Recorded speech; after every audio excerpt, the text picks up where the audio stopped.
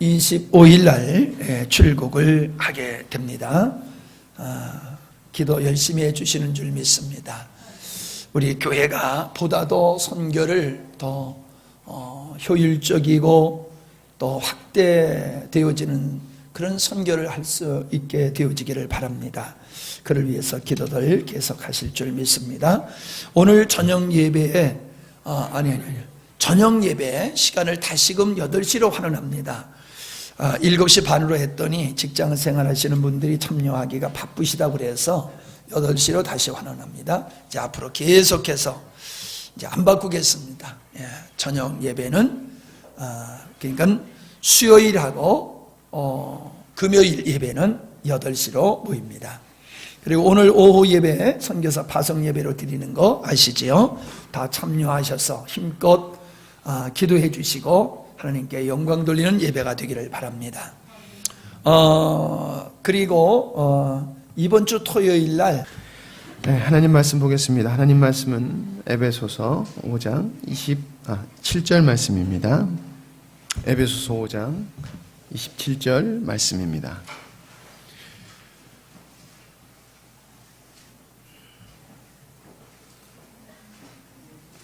에베소서 5장 27절 말씀입니다.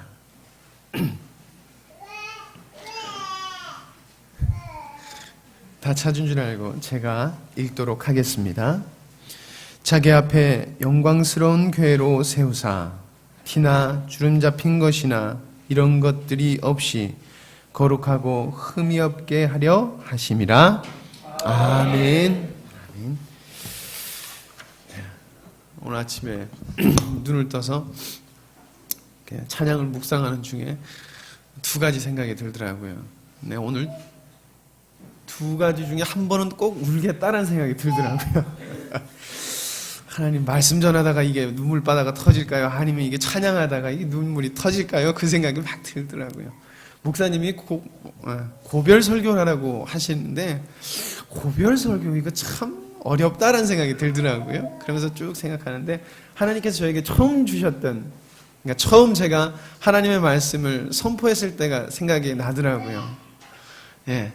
그때 올라와서 참 담대히 섰었지만은 여러분들이 보기에도 참 쟤 많이 떨린다, 많이 떨고 있구나 여러분들 느끼셨을 텐데 벌써 시간이 한 3년 정도 지나고 주님 앞에 그 떨리는 마음으로 날마다 주님 저 떨려요, 설교하러 올라가면 저 떨려요, 주님 떨려요, 이런 마음으로 다왔을 때 주님께서 정말 귀한 은혜로 저에게 부어 주시더라는 것입니다. 그리고 오늘 아침에 찬양을 이렇게 쭉 준비하고 있는데 주님의 은혜가 참 귀하구나, 놀랍구나라는 걸 다시 한 번 더 저에게 이렇게 마음에 막 물밀듯 이렇게 부어 주시더라고요. 그래서 혼자 생각해도 눈물이 그렁그렁해지고, 그리고 또 주님 생각해 눈물이 그렁그렁해지더라고요. 주님의 은혜가 정말 귀한 줄 믿습니다. 무슨 설교를 할까, 이렇게 마음에 굉장히 부담감이 솔직히 되더라고요. 이번 설교는 또 고별 설교라는 걸 또 갖다 붙이니까 되게 부담이 되더라고요.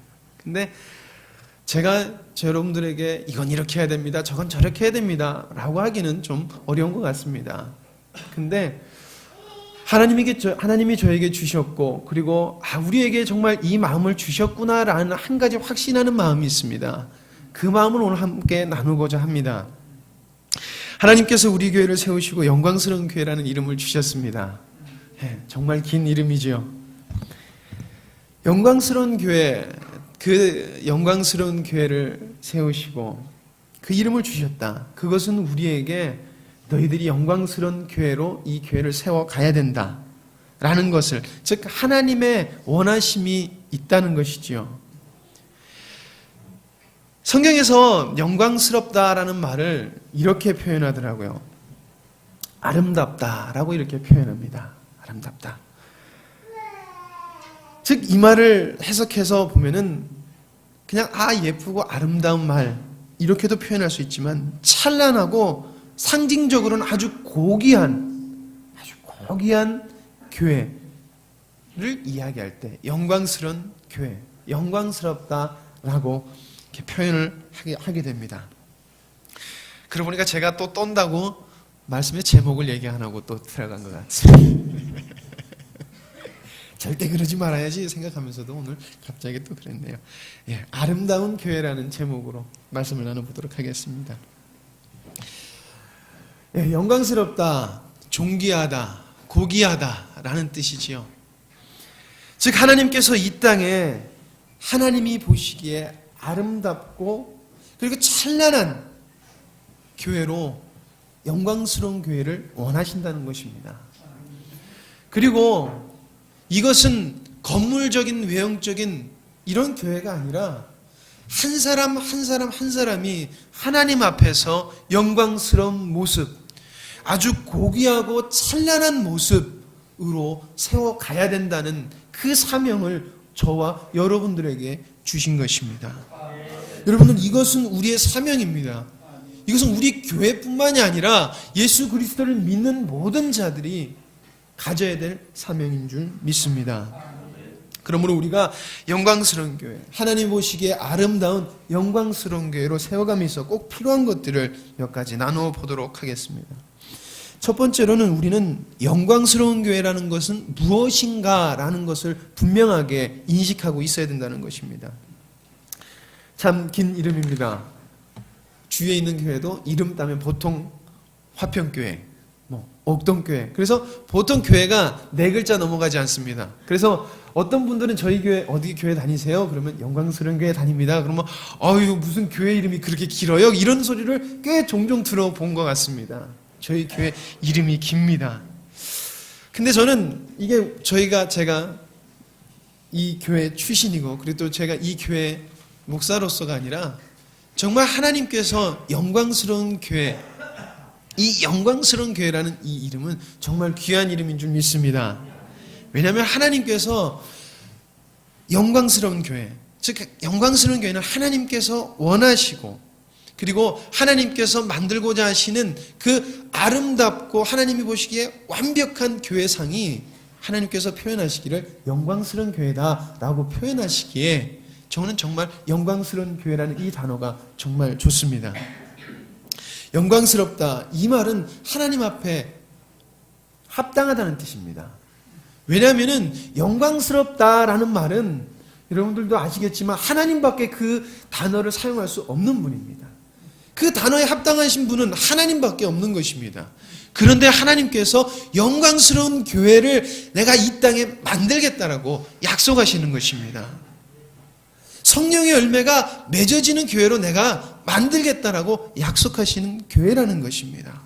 그러므로 영광스러운 교회라는 말은 정말 기쁜 교회, 기쁜 단어, 그리고 내가 영광스러운 교회가 된다는 것은 정말 놀라운 주님의 은혜인 줄 우리가 믿어야 될 것입니다. 사도 바울이 영광스러운 교회를 이렇게 표현하고 있습니다. 흠과 티나 주름 잡힌 것이나 이런 것들이 없이 거룩하고 흠이 없게 하려 하십니다 라고 말씀하고 있으십니다. 여러분, 흠과 티나 주름 잡힌 것이 없는 아름다운 모습, 바로 이것이 영광스러운 교회의 모습이라고 말씀하고 있다는 것입니다. 사람들이 성형을 하려고 합니다. 여기서 성형하신 분 혹시 계십니까? 예, 밝히기 두려우시죠? 예, 안 웃으시는 거 보시니까, 안 웃으시는 걸 보니까 성형한 분이 한 분도 안 계신 것 같아요. 제가 필리핀에 갔었을 때 한 1년 정도 있다 왔습니다. 제가 이래봬도 지금은 약간 푸석하지만은 필리핀 갈 때 27살 정도 됐을 때는 얼굴이 뽀얀하니 보기 좋았습니다. 근데 필리핀에서 1년 정도 있다 보니까 햇빛이 얼마나 뜨거운지 제가 또 선크림 바르는 걸 되게 싫어해요. 끈적끈적해서. 그래서 그 강렬한 열대 태양에 제 얼굴을 드러내다 보니까 얼굴이 푸석해지더니 점이 엄청나게 많아지는 것입니다. 거기서 점이 한 20개는 늘어서 온 것 같아요. 그걸 필리핀 갔다 와서 거울을 가만히 보는데 아이고야 이거 큰일 났다. 그래서 점을 한번 빼봐야지 라는 마음을 먹었습니다. 그래서 장가 가기 전에 꼭 점을 빼야지, 시술을 해야지 라는 마음을 먹었는데 아직까지 제 얼굴에 손 안 대고 있습니다. 사람들은 아름다워지는 것을 굉장히 좋아합니다. 요즘에 남성들도 아름다워지는 것에 굉장히 관심이 많죠. 특히 여자분들은 절대 화장 안 하고 바깥에 나가는 거 싫어하죠. 왜요? 아름다운 모습을 보이기 위해서. 아름다운 모습을 보이기 위해서. 저는 가끔가다 영광스러운 교회로 변하는 기쁨이 어떤 것일까라는 생각을 가끔가다 해봅니다. 주님을 옷 입어서 내가 아름다운 모습이라고 성경에서 얘기하는데 그 감동이 도대체 어느 정도의 감동일까라는 것을 생각해 보는데, 가끔가다 사고 난 사람들이 화상을 입거나 아니면 상처를 입어서 얼굴이 완전히 망가지고 손발이 뭉그러지고 과거의 모습을 전혀 상실한 사람들, 그 사람들이 낙심하고 괴로워하고 살아갈 때 살아가는 그 얼굴, 아주 예뻤지만은 사고로 인해서 변한 얼굴. 그런데 그 얼굴이 어느 날 갑자기 내가 아무것도 안 했는데 하나님께서 내 얼굴을 옛날 모습으로 딱 변화시켜 주셨다. 옛날에 뽀얀 내 얼굴로 변화시켜 주셨다. 사고 전에 내 얼굴을 다시금 회복시켜 주셨다. 그 기쁨은 아마 말로 표현할 수 없을 것입니다. 그렇겠죠? 절대 표현할 수 없는 기쁨이라는 것입니다. 그걸 생각하다 보니까 텔레비에 옛날에 이런 프로그램을 본 것 같습니다. 렛민이라는 프로그램 혹시 아시는지 모르겠어요. 우리 중고등부 애들은 이렇게 고개를 끄덕끄덕거리는데, 이게 무슨 프로그램이냐면은 성형을 시켜주는 프로그램인데, 사람이 선천성으로 얼굴이 문제가 있거나 아니면 후천성으로 문제가 있는 사람한테 사연 편지를 쓰게 합니다. 그래서 방송국으로 그걸 보내면은 그 방송 내용을, 그 사연을 보고 선별해서 이 사람은 정말 새 삶을 줘야 되겠다라는 사람을 한 사람을 선정합니다. 그리고 전액으로 성형을 시켜줍니다. 전액으로. 그래서 선택된 사람이 성형을 합니다. 근데 이 프로그램의 특징이 있는데, 성형을 한 뒤에 자기 얼굴을 못 보게 합니다. 합숙소에서 그 사람을 딱 데려고 놓고 합숙을 하게 하면서 살찐 사람은 운동도 하게 하고 회복하게 하고 이렇게 하는데, 자기 얼굴을 절대 못 보게 합니다. 어떻게 변하는지, 어떻게 변해가는지를 절대 못 보게 합니다. 그리고 딱 볼 수 있는 시간은 단 한 번. 그때는 마지막 녹화하는 날. 화면에 카메라가 자기를 비치는 모습을 저 텔레비로 볼 수 있는 것입니다. 자기 얼굴을. 딱 그때만 볼 수 있는 것입니다. 그래서 그 사람들이 뼈를 깎고 수술하고 완전히 엉망이었던 얼굴을 회복시키면서 힘들어요, 아파요, 그러면서 그래도 기뻐요. 그래도 아직 그 마음에 그 사람들은 말은 기뻐요, 감사해요 하지만 얼굴에 기쁨이 없어요. 근데 마지막 녹화 날 자기 얼굴을 카메라가 딱 비추고 화면이 딱 나오자마자 그 사람들 얼굴에는 너무 기뻐가지고 어쩔 줄 모르고 눈물을 흘리고, 그것을 보는 엄마 아빠, 네가 내 딸이 맞냐, 네가 내 딸이 맞냐 그러면서 엉엉 우시면서, 세상에 이런 일이 있을 수 있니, 세상에 이렇게 감사할 때가 있니 그러면서 엉엉 우는 것을 본 것이 기억이 납니다. 우리가 주님 앞에서 영광스러운 모습으로 변화됐다는 것은 이것보다 훨씬 크고 비교도 할 수 없을 만큼 큰 은혜인 줄 우리가 깨달아야 될 줄 믿습니다. 우리에게 이 마음이 없다고 한다면은 영광스러운 교회라는 것은 그저 성경에 기록된 한 단어에 불과할 수밖에 없다는 것입니다. 하나님 앞에서 흠이 없는 존재. 오늘 말씀에서 흠이 없고 주름 없다, 이 말은 너무나 완벽해서 그것을 흠 잡을 데가 없다는 것을 그대로 표현하는 것입니다. 바로 그런 교회를 우리 교회 이름으로 주셨고, 우리에게 그것이 될 수 있다는 그 은혜를 우리들에게 알려주신 하나님의 은혜, 우리는 그것에 감사해야 될 줄 믿습니다. 영광스러운 교회로 세워간다, 영광스러운 교회다, 바로 하나님이 보시기에 가장 아름다운 모습, 그리고 그 모습으로 변할 수 있는 우리를 보면서 기뻐해야 되는 것이 바로 그리스도인, 바로 우리 영광스러운 교회 한 사람 한 사람이 마음속에 가져야 될 은혜며 주님의 말씀임을 우리가 기억해야 될 줄 믿습니다. 우리는 이것에 사모함이 있어야 될 것입니다. 이것으로 기뻐함이 넘쳐야 될 줄 믿습니다. 영광스러운 교회, 하나님의 아름다움이 온전하게 입혀진 교회, 하나님의 영광을 입는 교회, 그리고 하나님께서 이 땅에서 간절히 찾으시는 교회임을 우리가 믿어야 될 줄 믿습니다. 두 번째로는 우리는 주님 앞에서 복종해야 된다는 것입니다. 복종. 영광스러운 교회라는 것은 하나님의 온전함을 이루어가는 교회입니다. 그러므로 그 하나님께서 아름다움을 입어서 흠이 없고 주름 잡힌 것이 없어서 완벽하게 되는 교회를 말하는 것이지요. 그런데 그 교회가 이루어지기 위해서는 꼭 필요한 것이 있는데 그것은 바로 복종이라는 것입니다. 복종이라는 단어가 딱 나오면은 이렇게 생각하실 것입니다. 복종이란 단어에 어떤 사람이 나에게 복종을 하면은 그거는 기분이 좋습니다. 그렇죠? 예, 그건 기분이 좋은데 내가 다른 사람한테 복종해야 된다? 이것은 정말 불쾌한 일입니다. 그렇죠? 근데 오늘 말씀에 영광스러운 교회를 세워감에 있어서 부부의 관계를 이야기하면서 복종하라라고 이야기를 하고 있습니다. 복종. 참 부부간에 복종하기 힘들죠. 여러분 복종, 순종 이 단어는 여러분 결코 불편한 단어가 아닙니다. 결코 불편한 단어가 아닙니다. 이 단어는 축복의 단어입니다. 이 단어는 축복의 단어입니다. 함께 나눠보실까요? 옆에 있는 분한테 축복의 단어다. 순종은 축복의 단어다.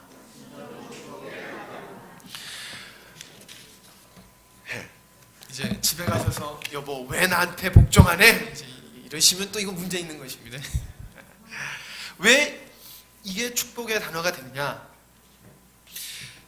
축복의 단어가 되려면 복종이라는 것이 축복의 단어가 되려고 하면은 전제 조건이 필요합니다. 그 전제 조건은 바로 내가 복종하는 그 복종하는 존재가 완벽해야 된다는 것입니다. 그래야지만이 복종이 축복이 될 수 있습니다. 집사님 이거 너무 만지지 마세요. 제가 헷갈려요.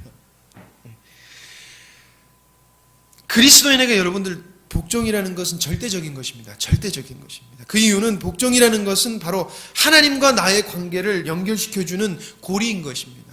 그리고 열쇠인 것입니다. 그리고 하나님께서는 완벽하십니다. 그러므로 우리가 하나님 앞에 복종했을 때, 순종했을 때 하나님께서는 우리의 모든 것을 책임질 수 있는 분이신 것입니다.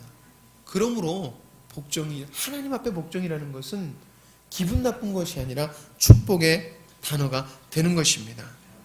오늘 말씀에 그리스도인과 그리고 그리스도의 관계를 머리와 몸의 관계라고 설명하고 있습니다. 머리와 몸의 관계, 어떤 관계입니까?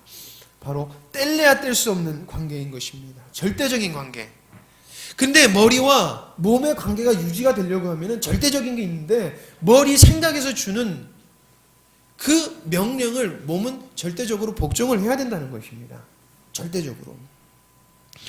그래야지만이 생명이 유지가 될 수 있고 활동이 있을 수 있고 무언가를 이루어 나갈 수 있다는 것입니다. 여러분 우리는 예수 그리스도가 우리의 머리임을 믿고 있습니다. 믿고 계시지요? 그렇다면 우리는 이렇게 질문을 다시 해야 될 것입니다. 그러면 나는 얼마나 주님이 주시는 음성에 반응을 하고 있지? 난 얼마나 주님의 음성을 잘 복종하고 있을까? 여러분 머리는 몸을 움직이는 존재입니다.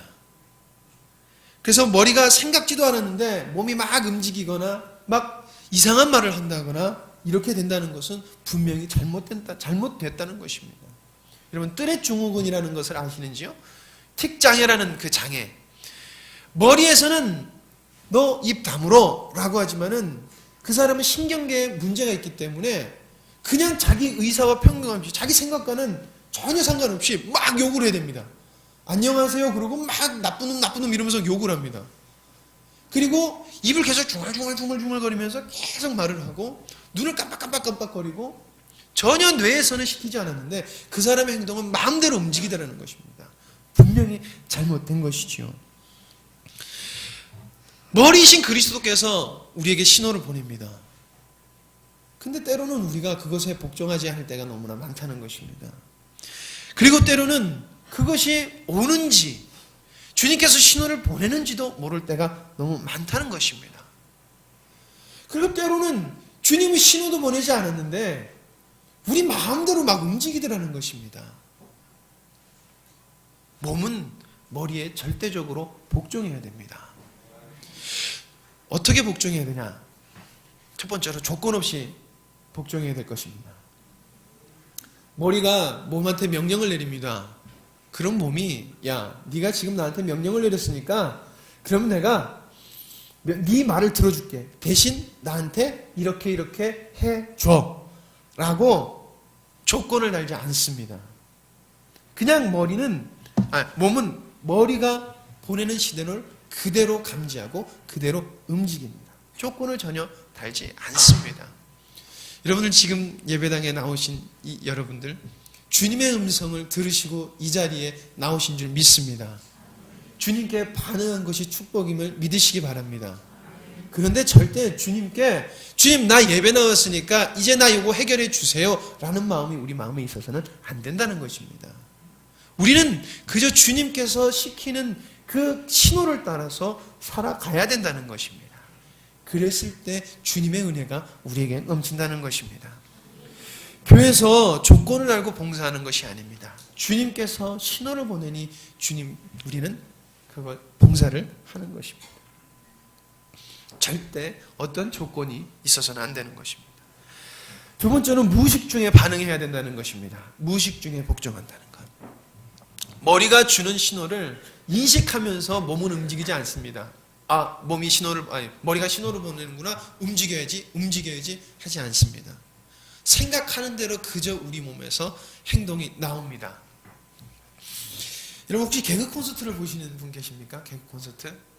예, 우리 성도님들은 다 말씀과 묵상하시는 시간 때문에 개그 콘서트 보실게요. 거기 보면은 뭐 깐죽거리 잔혹사라는 그런 프로그램이 있더라고요. 근데 거기서 그 개그맨 두 명이 개그를 하는데 어떤 개그를 하냐면은 김한식 집사님하고 보시는데 그거 보셨죠? 김한식 집사님 모르세요? 개그맨 두 명이 이렇게 대결하는 결투하는 씬이 있습니다. 근데 결투를 하는데 한 사람이 막 이제 상대방한테 공격하려고 하면 잠깐 천천히 해 그러면서 천천히 들어가고 너무 심할 정도로 천천히 들어와 이렇게 이야기하면서 자 대결해보자 라고 이야기를 합니다. 그러면 그 상대방이 천천히 이렇게 주먹을 날립니다. 그러면은 상대편 개그맨이 자기 행동을 입으로 얘기합니다. 주먹을 피하고 한 바퀴 돌아서 머리를 가격한다. 끝. 뭐 이런 식으로 개그를 하는 것입니다. 그걸 보고 사람들이 막 웃어요. 왜 웃을까요? 사람은 절대 그렇게 행동하지 않거든요. 머리가 주는 대로 인식하지 아니하고 바로바로 행동하게 되더라는 것입니다. 근데 우리가 주님 앞에서 그렇게 행동이 되어져야 된다는 것입니다. 신호가 막 오면은 주님이 음성을 보냈으니까 내가 이것을 이렇게 해서 저렇게 해서 이렇게 해서가 아니라 주님이 오는 그 신호 그 자체대로 반응을 해야 된다는 것입니다. 근데 참 그게 안 되더라는 것입니다. 왜 그렇습니까? 내 생각, 내 뜻, 내가 원하는 것, 내가 조건을 달고 있는 것들이 너무나 많다는 것입니다. 그래서 우리는 조건도 내려내야 되고 그리고 생각하지 말고 주님의 음성을 귀 기울여야 되고 그리고 그것에 반응해야 된다는 것입니다. 어느 정도로 내 삶 한 동작 숨 쉬는 동작까지도 주님 앞에 집중이 되어야 되고 복종이 되어야 된다는 것입니다. 여러분들 정말 우린 주님 앞에 복종해야 될 것입니다.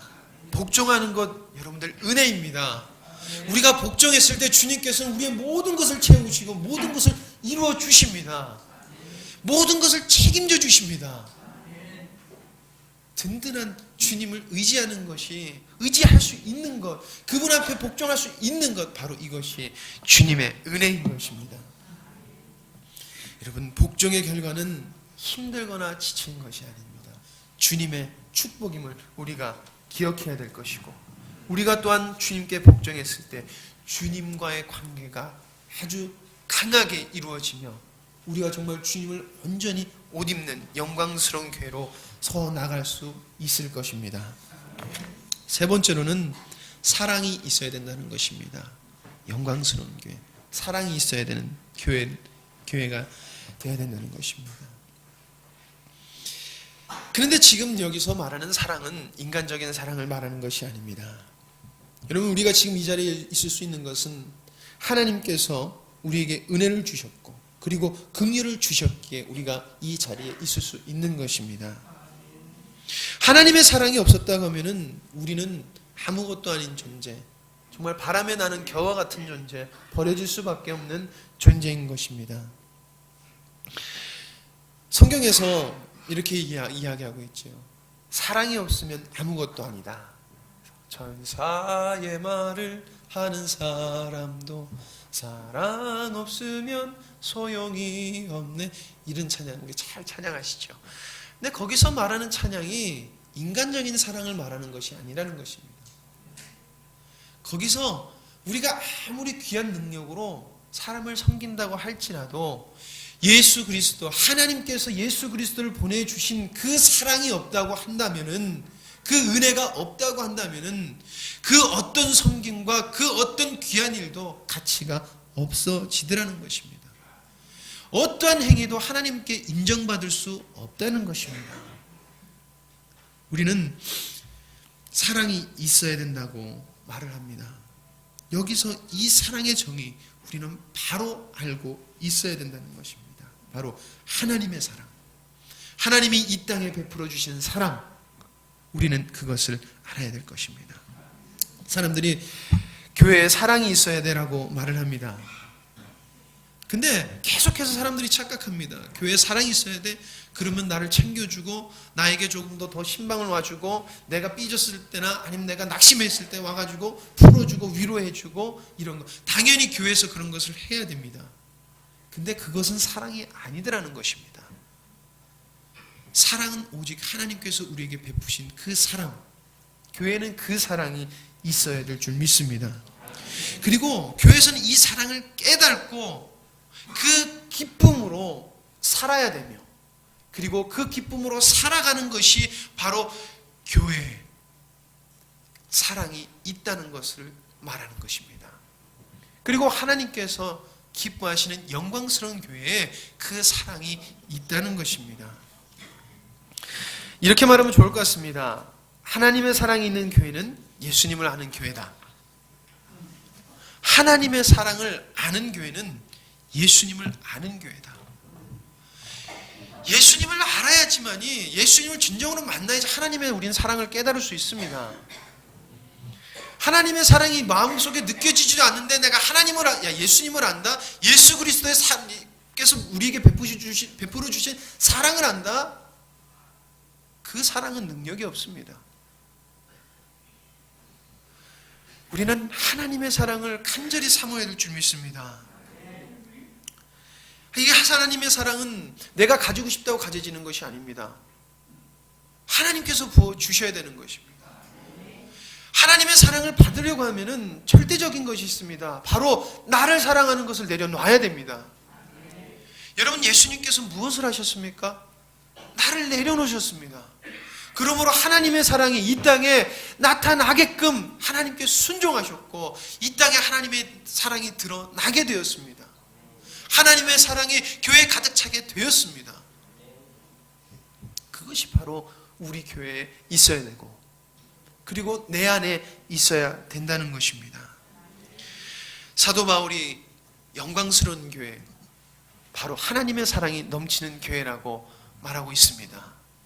인간적인 사랑이 아니라 하나님께서 태초에 창조하셨고 구원사역을 모든 것을 준비하신 그 모든 은혜가 있는 교회가 영광스러운 교회다라고 말씀하시고 있는 것입니다.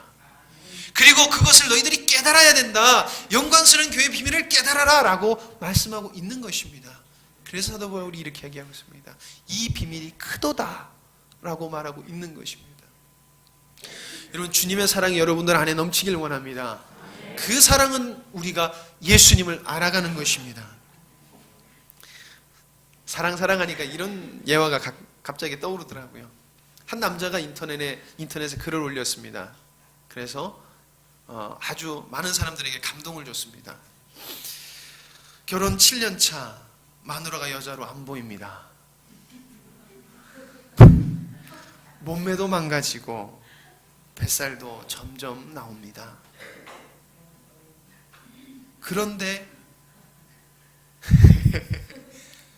마누라가 여자로 안 보입니다. 천사로 보입니다. 친구 마누라는 남편 잔소리하고 못 잡아먹어 사는 날인데, 우리 마누라는 언제나 천사같이 웃습니다. 동료들이랑 대화해봐도 우리 마누라 같은 사람 없어요. 다 바가지 긁고 결혼 후회하고 있는데 친구들보다 돈 못 버는 나를 사랑해주는 아내, 여자로 안 보입니다. 이런 글을 올렸더라고요. 그 여자 누군지 정말 행복할 것 같습니다. 남자가 서운할 수도 있습니다. 자기를 주장하면 점점 서운해지죠. 그러다 보면 사랑이 깨져갈 것입니다.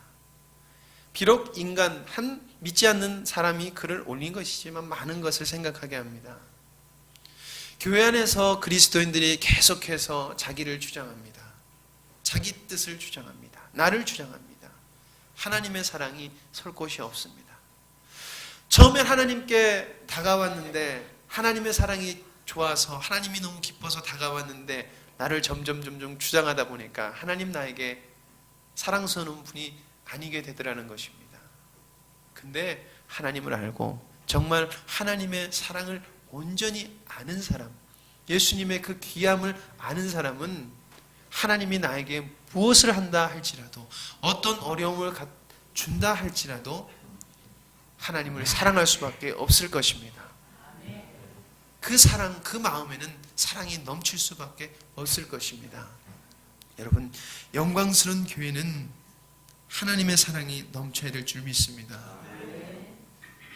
사랑이 넘쳐서 그 넘친 은혜가 우리 주위에 우리 가족들을 변화시켜야 될 줄 믿습니다. 하나님이 보시기에 아름다운 교회, 영광스러운 교회, 우리는 그 교회를 향해 달려가야 될 것입니다.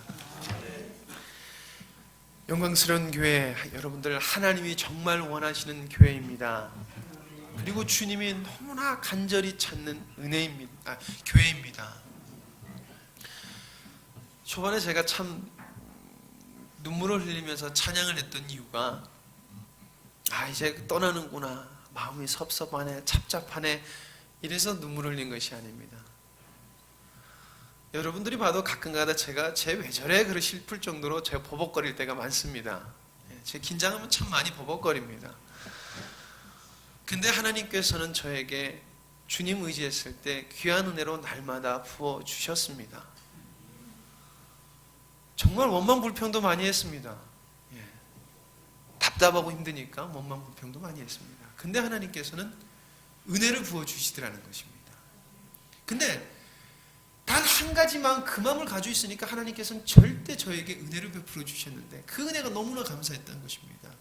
그리고 제가 잊지 않았던 것이 바로 나는 정말 주님이 원하시는 사람이 되고 싶어.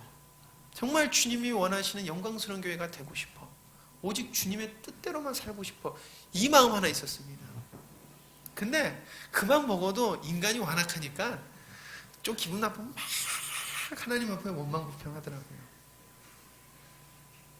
근데 하나님께서 다시금 저를 회복시키시고 그 원망불평한 저에게 점점 성숙할 수 있는 은혜를 주시더라는 것입니다. 그 은혜가 너무나 감사하더라고요. 처음엔 주님 불렀을 때 감동이 있어요. 목사님 그러시나요? 야, 주님만 불러도 감동이 있어야 돼. 어렵죠. 여러분들에게 주님만 불러도 여러분들 감동이 있어야 됩니다. 눈물이 줄줄 흐르면서 감동이 있어야 됩니다. 어려운 것입니다, 여러분. 근데 그 은혜를 느낄 수 있게 해주신 주님이 너무나 감사하더라고요. 주님의 이름만 불러도 눈물을 흘릴 수 있도록 해주신 주님의 은혜가 너무나 감사하더라는 것입니다. 여러분, 우리는 절대 포기해서는 안 될 것입니다. 세상은 계속해서 우리가 주님이 원하시는 교회로 서 나가지 못하도록 계속해서 공격을 합니다. 그러나 주님 의지하고 주님께 주님 나 할 수 없어요. 주님 은혜 없이는 나 할 수 없어요. 라고 고백했을 때 주님께서는 이전보다 더 큰 은혜로 부어주십니다. 낙심하지 않길 원합니다. 낙심하니까 내 영이 상하더라는 것입니다. 내가 이런 존재구나. 주님 참 완악한 것이 접니다. 인정하고 주님 은혜 베풀어 주길 간절히 원합니다. 주님 없이는 저 못 살아요. 라고 했을 때 주님께서는 여러분들에게 귀한 은혜를 부어 주실 것입니다. 영광스러운 교회, 주님이 찾으시는 이 땅에서 간절히 원하시는 교회입니다. 하나님은 그 영광스러운 교회를 표본을 세우고자 하나님께서는 우리 교회를 세우셨고 여러분들을 부르셨습니다. 그리고 하나님께서는 그 큰 은혜를 우리들에게 부어주시고 인도해 주시고 계십니다. 그리고 하나님께서는 우리 교회를 정말 하나님이 보시기에 아름다운 영광스러운 교회로 세워갈 것입니다. 우리에게 이러한 기쁨의 소망이 있어야 될 줄 믿습니다. 우리가 이것을 잃어버린다고 했을 때 우리는 하나님 앞에서 아름다운 영광스러운 교회로 세워갈 수 없을 것입니다. 교회뿐만이 아니라 개개인 한 사람 한 사람이 주님 앞에 바로 서 나갈 수 없을 것입니다. 여러분들 주님 앞에서 영광스러운 교회, 우리에게 주신 은혜를 다시 한 번 더 새 힘을 가지고 나아가길 원합니다. 정말 주님께서 우리에게 주시는 은혜를 사모하면서 기대하며 나가길 원합니다. 하나님께서는 부어 주실 것입니다. 그리고 이루어 주실 것입니다. 왜냐하면 하나님은 하나님이시기 때문입니다. 아멘. 기도하시겠습니다. 하나님, 주님께서 저희들에게 부어주시는 은혜